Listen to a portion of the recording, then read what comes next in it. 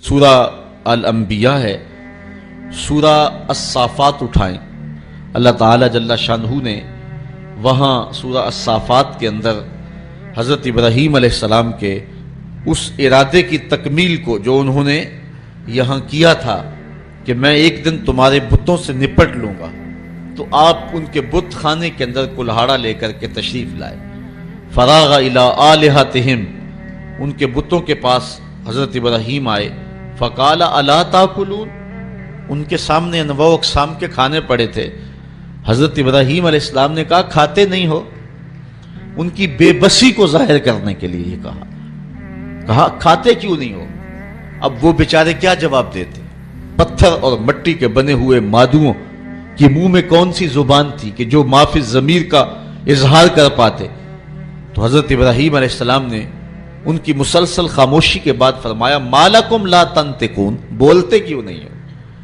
فراغ علیہم ضربا بالیمین، یہ اللہ کے پیغمبر کا جلال ہے، آپ نے دائیں ہاتھ میں کلہاڑا پکڑ کے ان کے ٹکڑے ٹکڑے کر کے رکھ دیے۔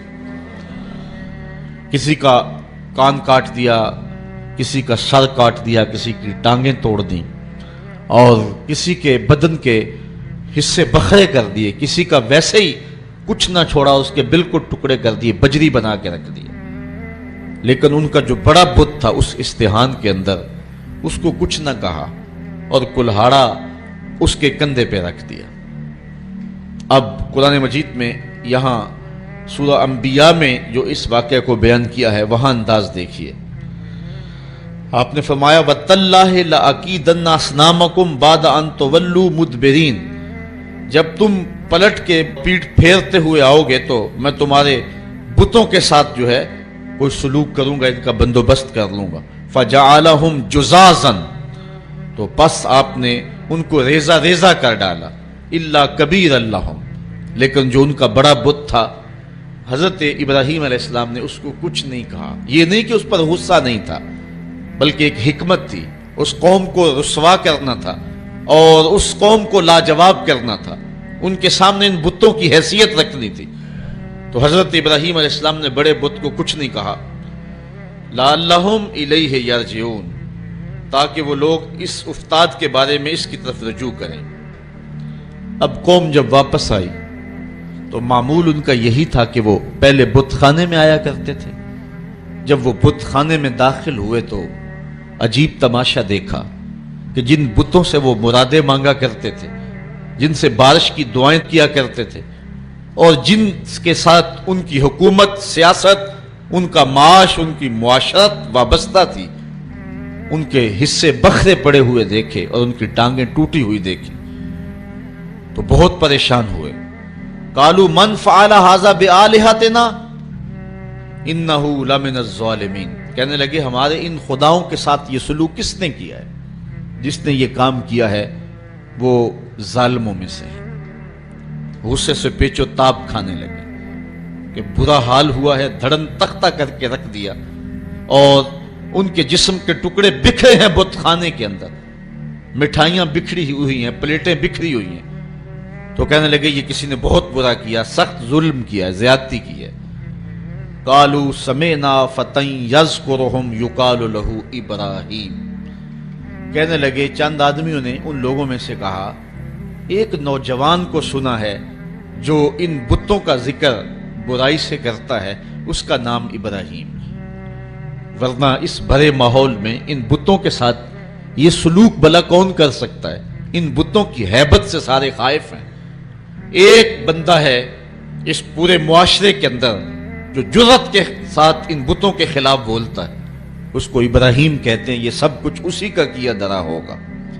قالوا فاتوا به علی اعین الناس لعلهم یشهدون، کہنے لگے پھر پکڑ کر لاؤ اسے سب لوگوں کے سامنے، لوگوں کے روبرو وہ اس کے متعلق کوئی شہادت دیں۔ جن لوگوں نے اس شخص کو، ابراہیم کو، ان بتوں کی برائی بولتے ہوئے دیکھا ہے، وہ کہیں کہ واقعی یہ بتوں کا مخالف ہے اور یہ الزام ہم اس پہ لگائیں کہ اس نے یہ کیا ہوا ہوگا اور پھر اس کو سزا دیں۔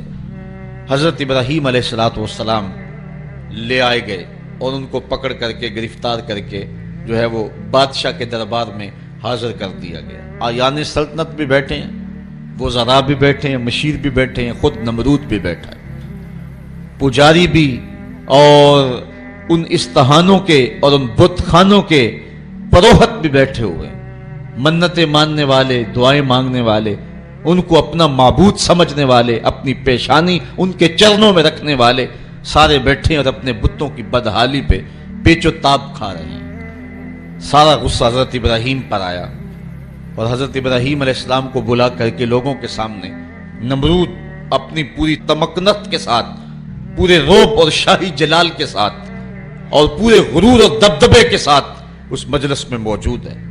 ہزاروں کا یہ اجتماع ہے، اللہ کی توحید کا ایک واحد پرستار حضرت ابراہیم اس ماحول میں ان کو پکڑ کے لایا جاتا ہے۔ قالوا اانت فعلت هذا بآلهتنا یا ابراہیم، ایک دم چھٹ پڑے، بولے اے ابراہیم، ہمارے ان بتوں کے ساتھ، ہمارے ان خداؤں کے ساتھ یہ سلوک تم نے کیا ہے؟ پھر حضرت ابراہیم نے کیا جواب دیا؟ قال بل فعلہ کبیرہم ھذا، ان کے بڑے نے کیا ہوگا۔ اسلحہ تو اس سے برآمد ہو رہا ہے نا، یہ آپس میں لڑ پڑے ہوں گے، یہ کہہ رہا ہوگا کہ تم چھوٹے میری خدائی میں کیوں شریک ہو، تو اس بڑے نے کیا ہوگا۔ پھر آگے فرمایا فَاسْأَلُوهُمْ إِن كَانُوا يَنْطِقُونَ، اچھا یہ نہیں بتاتا تو جن کے ساتھ یہ قیامت ٹوٹی ان سے پوچھ لو کہ تمہارے ساتھ یہ قیامت کس نے توڑی، یہ اپنے دکھ کی بپتا خود سنائیں نا، اپنی داستان سرائی خود کریں، ان کے ساتھ یہ قیامت کس نے توڑی، کس نے ظلم کیا ان کے ساتھ۔ پہلے تو کلہاڑا جس سے برآمد ہو رہا ہے، ان کا جو بڑا ہے اس نے کیا ہوگا۔ حالات قرینہ حالیہ جو ہے وہ یہ بتا رہا ہے کہ سارے بت جو ہے وہ قتل کر دیے گئے، بڑے کے پاس جو ہے وہ اسلحہ ہے اور وہ بچ گیا، اس کو خراش تک نہیں آئی، یقیناً ان کی آپس میں کوئی لڑائی ہو گئی ہوگی، اس بڑے نے چھوٹوں پہ حملہ کر دیا اور ان کے ٹکڑے ٹکڑے کر کے رکھ دیا اور خود سلامت رہا، تو اس نے کیا ہوگا۔ اچھا اگر اس نے نہیں کیا ہے تو یہ نہیں بتا رہا، تو چلو جن کے ساتھ یہ قیامت ٹوٹی ہے ان بیچاروں سے پوچھ لو تمہاری ٹانگیں کس نے کاٹ دی، تمہارے سر کس نے توڑ دیے، تمہارے کان کس نے کاٹ دیے، تمہاری ناک کس نے توڑ دی۔ حضرت ابراہیم علیہ السلام کے لفظوں کی کاٹ کلہاڑے کی کاٹ سے بھی زیادہ تھی۔ اللہ اکبر، اللہ کا نبی بول رہا ہے اور نمرود کا دربار ہے، سارے مخالف ہیں، بتوں کے ماننے والے اور ان کو اپنا معبود برحق سمجھنے والے۔ ایک جوان اللہ کی توحید کا واحد پرستار میدان عمل میں کھڑا ہے۔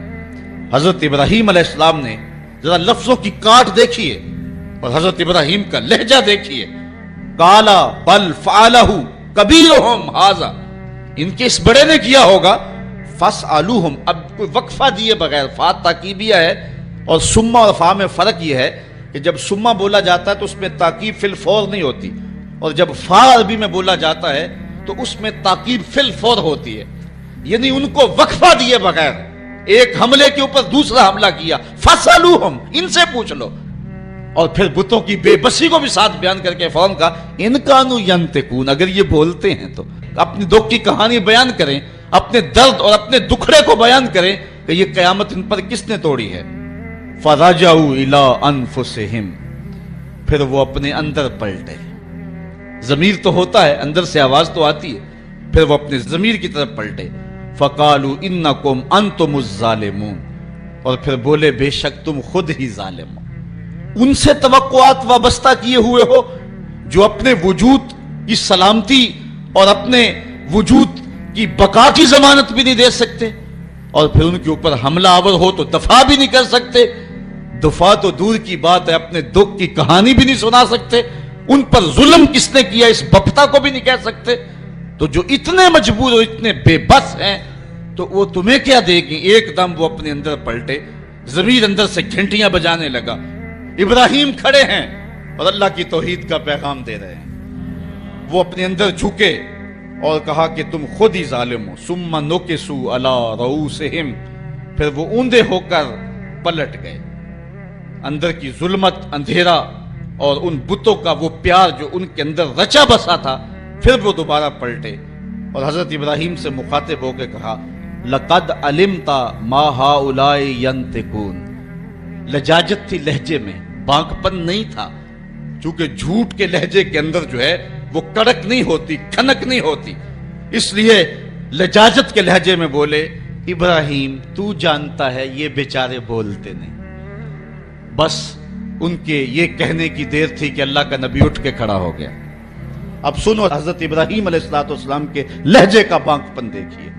कुरान मजीद में तौहीद के उन्वान से हजरत इब्राहिम की तकरीर के ये लफ्ज जो हैं, जरा इन लफ्जों की काट देखिए और अल्फाज की उठान देखिए, इब्राहिम अलैहिस्सलाम के लहजे का हुस्न देखिए और फिर कुरान का मोजज़ा देखिए। मेरे पास वो लहजा नहीं है कि इन लफ्जों को उस अंदाज से पढ़ सकूं कि वही के पढ़ने का जो तरीका और सलीका अहले जुबान रखते हैं, लेकिन मेरे टूटे हुए लहजे के अंदर भी आप इन लफ्जों का हुस्न मुलाहजा कर सकेंगे कि किस कदर अल्लाह के नबी हजरत इब्राहिम अलैहिस्सलाम खड़े होकर के अल्लाह की तौहीद पर गुफ्तगू कर रहे हैं। और ये मौका हजरत इब्राहिम तलाश कर रहे थे और ये सारा जो कुछ किया था इस मौके को पैदा करने के लिए हजरत इब्राहिम ने किया था। अब हाल ये है कि नमरूद भी बैठा है, उसके आयान सल्तनत भी बैठे हैं, वज़ारा मशीर भी बैठे हैं, हुक्मरान तबका भी बैठा है, अवाम भी बैठे हैं, पुरोहित भी बैठे हैं, पुजारी भी बैठे हैं, सारे बैठे हुए हैं। और हजरत इब्राहिम अलैहिस्सलाम जब हुज्जत पूरी कर ली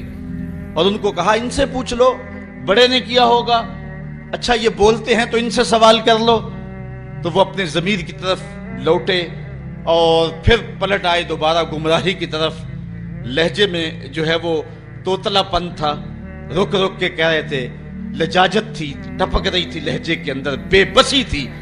हुक्मरान होने के बावजूद इतना तबका एक तन्हा शख्स से मुखातब नहीं हो रहा और आंखें मिलाने के काबिल नहीं है, झुकी नजरें हैं, जुबान बल खा रही है, लजाजत है, पेशानी और बदन पे पसीना छूटा हुआ है और कुफर के ये सरगने लजाजत भरे लहजे में कहते हैं लक़द अलिमता मा हाउलाए यंतिकून। इब्राहिम तू जानता है ये बेचारे बोलते तो नहीं, इनसे क्या पूछें, ये तो बोलते नहीं है। बस ये कहने की देर थी, अल्लाह का नबी खड़ा हुआ। अब सुनो हजरत इब्राहिम का लहजा। काला अफताबुदूना मिन दूनिल्लाहि मा ला यनफउकुम शयअन वला यदुर्रुकुम उफ़्फ़िल लकुम वलिमा ताबुदूना मिन दूनिल्लाह अफला ताकिलून। हजरत इब्राहिम अलैहिस्सलाम ने फरमाया इनको पूछते हो अल्लाह के अलावा जो ना नफा दे सके ना नुकसान पहुंचा सके। अब एक और देखिए वार कुल्हाड़े का, उफ़्फ़िल लकुम, जरा देखिए कैसी काट है, बैठे हैं शाहिब, वक्त भी सामने बैठा हुआ है, अल्लाह का नबी बोल रहा है, इब्राहिम अलैहिस्सलाम के लहजे के अंदर जलाल है और पूरे रौब के साथ अल्लाह का नबी अल्लाह की तौहीद का पैगाम दे रहा है। उफ़्फ़िल लकुम, अफसोस है तुम्हारे जीने पे, उफ़्फ़िल लकुम, उफ़्फ़िल लकुम वलिमा ताबुदूना मिन दूनिल्लाह, और अफसोस है तुम्हारे इन खुदाओं पे जिनको तुम अल्लाह के अलावा पूछते हो। अफला ताकिलून, तुम्हारी खोपड़ी में दिमाग नहीं है, इनको पूछ रहे हो जो अपने दुख की कहानी भी नहीं सुना सकते। अब जब दलील से बात ना हो सके और जब किसी के लफ्जों की काट ना की जा सके तो जो ताकतवर लोग होते हैं उनका लहजा दूसरा होता है, जला दो, टुकड़े कर दो, मार दो, बोटियां नोच लो। उन्होंने कहा कालू हर्रिकू हो वंसुरू आलिहतकुम इन कुंतुम फाइलीन। आपस में बोले इसकी जुबान तो रोकी नहीं जा सकती, इसके लहजे का जवाब तो दिया नहीं जा सकता, अपने बुतों का दफा तो हो नहीं सकता। हमारे इस मुआशरे में ये एक शख्स खड़ा हो गया और हमारे बुतों के खिलाफ बोल रहा है, अब इसका जवाब तो तुम दे नहीं सकते, इस तरह करो कि इसको जला के राख कर दो। आज जो टेरी जोन्स ने अमेरिका के अंदर किताब रहमत के एक नुस्खे को जलाने का ऐलान किया है, ये अपनी शिकस्त का ऐलान किया है, कुरान की सदाकत के आगे बोल नहीं सका है। कुरान का ये नारा, अगर इस किताब रहमत में तुम्हें शक है तो इसकी मिसल एक सूरत ही ला के दिखाओ। ये कुरान का चैलेंज आज भी मौजूद है, बेरूत में, शाम में, फलस्तीन में, मिस्र में और इसराइल के अंदर कितने यहूदी हैं जो बाई बर्थ अरबी हैं और वो अरबी को अच्छी तरह से जानते हैं। ये चैलेंज उनको दिया गया है, लाओ ना कुरान की मिसल एक सूरत। लेकिन जब दलील की जुबान बंद हो जाए और इंसान दलील से बात ना कर सके तो फिर ओछे हथकंडों पे उतर आता है, फिर गाली और गोली उसका लहजा होता है, फिर वो कहता है जला दो, टुकड़े कर दो। तो हजरत इब्राहिम अलैहिस्सलाम के लिए उन्होंने सामने मिलकर के ये फतवा दिया, कालू हर्रिकू हो वंसुरू आलिहतकुम, इसको जला दो और अपने माबूदों को बचा लो। इन कुंतुम फाइलीन, अगर तुम कुछ कर सकते हो तो यही रास्ता तुम्हारे पास रह गया है। अगर अपने खुदाओं का दफा करना है तो फिर इसकी जुबान बंद करने के लिए यही तरीका है कि इसको आग में जला दिया जाए। अब आग का अलाव रोशन कर दिया गया। हजरत इब्राहीम को तलवार की एक ज़रब से भी काटने का एहतमाम किया जा सकता था, लेकिन रंग कोई और थे और रब को कुछ और मंजूर था। एक चिखा तैयार की गई और मुफस्सिरीन लिखते हैं कि इतनी बड़ी थी कि अगर ऊपर से फजा से कोई परिंदा गुजरता और उससे उठने वाली गर्मी और हरारत और हिद्दत से वो जल बुन करके कबाब बन करके नीचे जो है वो गिर जाता। अब जब चिखा जलाली रोशन कर ली, अब इब्राहीम अलैहिस्सलाम गिरफ्तार हैं और उनको पकड़ के आग में डालें तो कैसे डालें, करीब तो जाया नहीं जाता। एक मंजनीक तैयार की, उसके एक पलड़े में हजरत इब्राहीम अलैहिस्सलाम को बिठाया, उनके बदन पे रस्सियां जो है वो बांधी और उनको जकड़ करके उस मंजीक में रखा कि उसको घमा करके उस आग में डाल देंगे। जब मंजीक को घमाया जाने लगा, कारकुनाने कज़ा व कदर में कोहराम मच गया। मालिक, इस धरती पे तेरा एक ही तो परस्तार है, तेरा एक ही तो पूजने वाला है, अगर ये भी ना रहा तो फिर तेरी तौहीद का ऐलान कौन करेगा। लेकिन फितरत मुस्करा के कुछ और कह रही थी, फानूस बन के जिसकी हिफाजत हवा करे, वो शमा क्या बुझे जिसे रोशन खुदा करे। हजरत इब्राहीम अलैहिस्सलाम उस मंजीक में डाल लिए गए। जरा देखिए तौहीद परस्त का लहजा, जिस धज से कोई मक्तल में गया वो शान सलामत रहती है। इस जान की कुछ परवाह ही नहीं, ये जान तो आनी जानी है। इब्राहीम अलैहिस्सलाम के बारे में उनका ख्याल था कि जब जलती हुई आग के भड़कते हुए शोले देखेंगे तो अपने मौकफ से रजू कर लेंगे, लेकिन जिनके अंदर चरागे तौहीद रोशन हो, भला वो इन भड़कते हुए शोलों को खातर में कैसे लाते हैं। हजरत इब्राहीम अलैहिस्सलाम चरखी में बैठे और जब उस चरखी को घमाया गया, हजरत जिब्रील अमीन हाजिर हो गए। अर्ज कही, ए इब्राहीम, मैं अल्लाह के यहाँ कुर्बे खास रखता हूँ और मेरा आना जाना सिदरा तक है। अगर अल्लाह से कुछ कहना है तो मुझे कहिए, मैं अल्लाह की बारगाह में अर्ज कर देता हूँ। तो हजरत सैयदना इब्राहीम अलैहिस्सलाम बोले कि ए जिब्रील, तेरी मेहरबानी पेशकश की, मुझे तेरे से कोई हाजत नहीं है। जिब्रील ने अर्ज की कि अच्छा चलो अपने रब से खुद ही अर्ज कर लीजिए, इस मुश्किल और आड़े वक्त में आपकी हिफाजत की जाए। आपकी हिफाजत इस काज की हिफाजत है, आपका बच जाना दीन इस्लाम का बच जाना है, इसलिए आप खुद अर्ज कर लीजिए। हजरत इब्राहीम बोले, ए जिब्रील अमीन, मुझे ये बताओ, काफिरों के दिल में ये बात किसने डाली कि मेरे लिए आग के ये अलाव रोशन किए जाएं? कहा रब्बे जलील ने। कहा अगर जलील की ये मर्जी है तो फिर खलील की भी यही मर्जी। जे सोना मेरे दुख विच राजी ते मैं सुख नू चुल्ले डावां, अगर उसकी रिजा है कि मैं जलूं तो मैं 100 बार जलने के लिए तैयार हूं। अच्छा, उन्होंने उस मंजनीक को घुमा करके हजरत इब्राहीम अलैहिस्सलाम को आग में डाला। हूरों की चीखें निकल रही थी, अर्श मोहल्ला थर्रा रहा था, कारकुनाने कज़ा व कदर परेशान थे कि धरती पर एक ही रब की तौहीद का मतवाला और उसको भड़कती हुई आग के शोलों पे डाला जा रहा है। लेकिन कुदरत ने जो दिखलाना था वो कुछ और था। जब हजरत इब्राहीम को घमा करके आग में डाल दिया गया, उधर हजरत इब्राहीम आग में पहुंचे, उधर आग को रब का संदेशा पहुंचा, कुलना या नारो कूनी बरदम व सलामन अला इब्राहीम। हमने आग से कहा, ए आग ठंडी हो जा, इतनी ठंडी भी ना कि मेरे खलील को सर्दी लग जाए, ठंडी भी सलामती की होना, मेरे इब्राहीम पे ठंडी हो जा। हजरत इब्राहीम अलैहिस्सलाम उस आग में आ गए। बाहर तो भड़कते हुए शोले थे, अंदर जन्नत की हवाएं चल रही थी। एक दिन नहीं, 2 दिन नहीं, 40 दिन तक अल्लाह का खलील उस आग में रहा है। 40 दिन तक हजरत खलीलुल्लाह उस आग के अंदर रहे। अंदर गुलजार बना हुआ था, जन्नत का माहौल था, फिरदौस की जो है वो बहारें थी और बाहर आग जल रही थी। बाहर कोई जाता तो वो दूर से भाग आता। अब उनका तो ख्याल था कि राख भी नहीं बची होगी, लेकिन आग के जब शोले सर्द हुए और जब कोयले बुझे तो हजरत इब्राहीम कोयलों पे चलते हुए यूं आ रहे हैं जिस तरह कोई नाज़नीन फूलों पे चलता हुआ आता। हजरत इब्राहीम अलैहिस्सलाम से पूछा गया, जिंदगी के बेहतरीन लम्हे कौन से गुजरे हैं? कहा वही लम्हे جو نارے نمرود کے اندر گزار کے آیا ہوں۔ وصل کی وہ لذتیں اور وہ گھڑیاں اور وہ ساعتیں، وہ خوش نصیب گھڑیاں میں نے جو پائی ہیں، دل ڈھونڈتا ہے وہی فرصت کے رات دن بیٹھے رہیں تصور جانا کیے ہوئے۔ وہ خاص گھڑیاں تھی، وہ خاص لمحے تھی۔ اب اقبال کا لہجہ یہاں دیکھیے، پختہ ہوتی ہے مصلحت اندیش و عقل، عشق مصلحت اندیش ہو تو ہے کام ابھی، بے خطر کود پڑا آتش نمرود میں عشق، عقل ہے محو تماشائے لبے بام ابھی۔ عقل کے تقاضے اور ہیں لیکن عشق کا لہجہ اپنا ہے، محبت کا بانکپن اپنا ہے۔ توحید کے چاہنے والے اور اللہ کی ذات پر اذعان و یقین رکھنے والے اس طرح جلتے ہوئے شعلوں کو سلامی دیا کرتے ہیں، اور پھر اللہ کی رحمتیں ان پر کس طرح برستی ہیں۔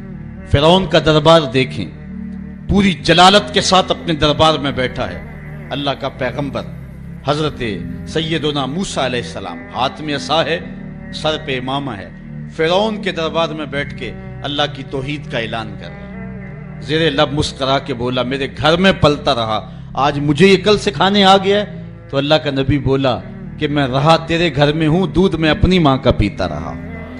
اللہ اکبر۔ حضرت ابراہیم علیہ السلام سے لے کر کے حضرت موسیٰ تک پھر وہ لمحے بھی آئے، کفر نے ایک بار پھر زور پکڑا۔ اللہ کا بابرکت گھر کعبۃ اللہ اور 360 بت کعبے کے اندر سجے ہوئے ہیں۔ جب خدا کے گھر میں بھی بت سجے ہوئے ہیں، اللہ نے اپنے محبوب کو روشنیوں اور اجالوں کا نقیب بن کے دنیا پہ جلوہ گر کیا۔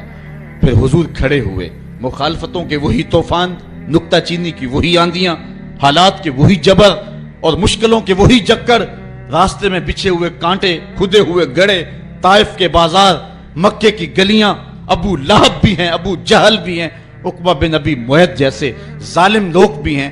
یہاں ایک فرعون یا ایک نمرود نہیں ہے، یہاں درجنوں فرعون اور درجنوں نمرود جو ہیں وہ مقابلے میں کھڑے ہیں۔ حضور علیہ السلام کے شفیق چچا حضرت ابو طالب، ان سے کہا جاتا ہے آ کر کے کہ آپ اپنے بھتیجے کو روک لیں، اور یہ اتنے لوگوں کے ساتھ کیسے ٹکر لے گا؟ تو ان کے دل میں بھی جب بات آئی تو اپنے بھتیجے کو بلا کر کے کہا میرے ناتواں کندھوں پہ اتنا بوجھ نہ ڈالو جس کو میں اٹھا نہ سکوں۔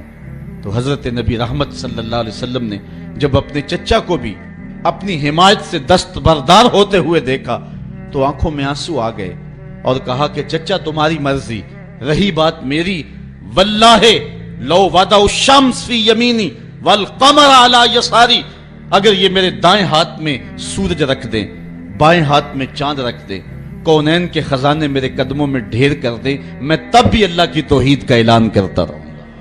یا تو اس راستے کے اندر اپنی جان دے دوں گا اور یا پھر اس امر کو غالب کر کے رہوں گا۔ تو انہوں نے کہا یا ابن اخی کل ما اجبتا، اے میرے بھائی کے بیٹے جو دل میں آتا ہے کہو میں تمہارے ساتھ ہوں۔ وہ عظیمتوں کی یہ داستانیں اور یہ بانکپن اور یہ انداز اللہ کے بندوں کا شیوا ہے کہ وہ ہمیشہ ہر دور میں حق کے پرچم کو ہی بلند کیا کرتے ہیں۔ ان کا لہجہ اور ان کا انداز اور ان کے انداز کا بانکپن لوگوں کو جو ہے وہ بلاتا ہے، جو ہے وہ ایک زندگی کی طرف، ایک حرارت کی طرف۔ توحید ایک ایسا جذبہ ہے جو اندر ایک توانائی اور ایک بجلی بھر دیتا ہے، اور بندہ لا خوف علیہم ولا ہم یحزنون کا روح بن جاتا ہے، چونکہ اسے یقین ہے کہ میرا رب تمام طاقتوں کا مالک ہے اور اس کے قبضہ قدرت میں میری جان ہے، محیی بھی وہ ہے اور ممیت بھی وہ ہے، زندگی بھی اسی کے دستے قدرت میں ہے اور موت بھی اسی کے ہاتھوں میں ہے۔ اگر آپ مجھے پوچھیں کہ دین کا خلاصہ کیا ہے اور 2 لفظوں میں خلاصہ بیان کرو تو میں اقبال کا لہجہ اتار دوں گا۔ اقبال نے کہا تھا دین سراپا سوختن اندر طلب، انتہائش عشق آغازش ادب۔ طلب محبوب میں تڑپنے کا نام دین ہے، جو ادب سے شروع ہوتا ہے عشق پہ ختم ہو جاتا ہے، اور جو دین ادب سے شروع ہو کے عشق پہ ختم نہیں ہوتا وہ دین ہی نہیں ہے۔ چونکہ محبت انسانوں کو، امت کو باہم جوڑتی ہے۔ دنیا کی جتنی بھی محبتیں ہیں یہ رقیب پیدا کرتی ہیں، ایک کے 2 چاہنے والے آپس میں رقیب ہوتے ہیں، یہ میرا محبوب ہے تم نے کیوں دیکھا، لڑائی کی نوبت آ پہنچی، قتل و غارت تک معاملہ پہنچا۔ حسن ہی اتنا قلیل ہے کہ صرف ایک کی ضرورت کو پورا کرتا ہے، دوسرا آیا نہیں، لڑائی ہوئی نہیں۔ یہ دنیا کی محبتیں رقیب پیدا کرتی ہیں، ایک کے 2 چاہنے والے آپس میں رقیب ہوتے ہیں، لیکن میرے محمد عربی کے چاہنے والے آپس میں حبیب ہوتے ہیں۔ ساری محبتیں رقیب پیدا کرتی ہیں، حضور کی محبت حبیب پیدا کرتی ہے۔ ہماری محبت کا سبب ذات رسالت ماب ہے۔